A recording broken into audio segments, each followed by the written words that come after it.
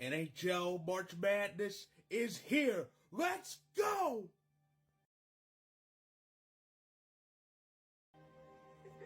It's the moment every NHL fan has been waiting for, that home stretch for the NHL season, which starts once the month of March hits.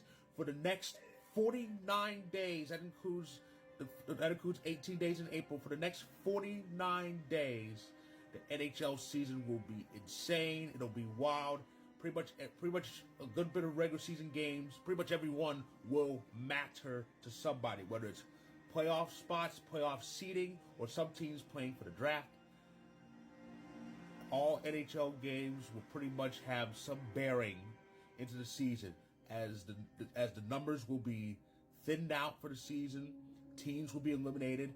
16 teams will be eliminated, and 16 more will reach that postseason to chase what the Undertaker would call the Holy Grail, the Stanley Cup. Here's a look. Here's a brisk look. Sorry for stuttering. Here's a brisk look into the playoff picture entering the month of March.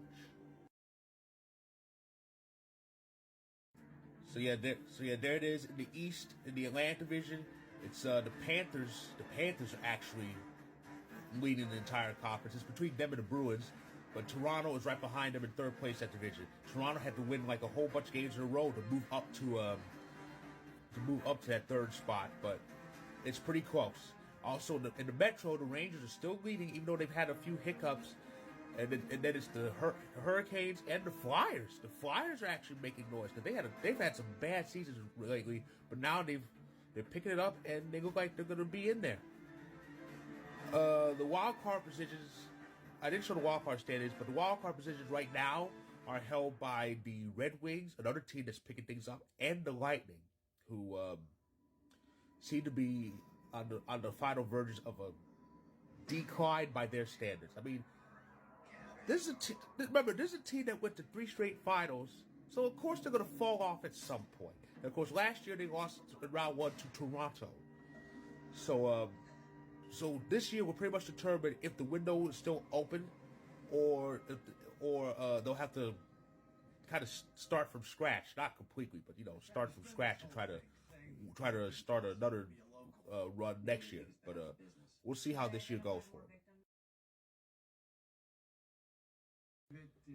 The Western Conference is quite interesting. Now, I'll mention the Pacific first. The Pacific is kind of a runaway almost. Vancouver, the Canucks are really doing it.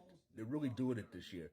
They're number 1 overall in the West, and they're leading the Pacific by 10 points over the defending champion Golden Knights. Edmonton's in third place, something I never thought I'd say at this point, because remember, they have one of the worst records in the league to start, and all of a sudden they're winning games left and right. Remember, they won 16 in a row, which is one short of record. Of course, the Central, that's where this come in. It's pretty tight. The Stars, Jets, and the Avalanche are separated by 2 points. The thing the Jets have going over the other two, they have a lot of games in hand, so that can be difficult. That could be difficult, but it's going to be interesting to see who will finish in what position in the Central Division. The final 49 days is going to be interesting. As far as the wild card positions, the Kings and the Predators hold those spots, but it was close about a week or so ago. Now there's started to be some semblance of separation. Nashville and LA both have 70 points, but LA has 2 games in hand, so they're the number 1 wild card at the moment, while Nashville's number 2. Nashville leads by 7 points for that final spot. So, yeah, it's going to be quite interesting. Well, it's here, folks. It's here, hockey fans. NHL March Madness. I say March Madness, even though a good bit of April is included. In this case, it's over half of April. Like I said, 49 days left in this regular season. It's going to be a hell of an interesting sprint, and I can't wait to see who gets in, and who comes close, and who takes the best positions. All I can say to my fellow puckheads, my fellow NHL fans, is 2 simple words: buckle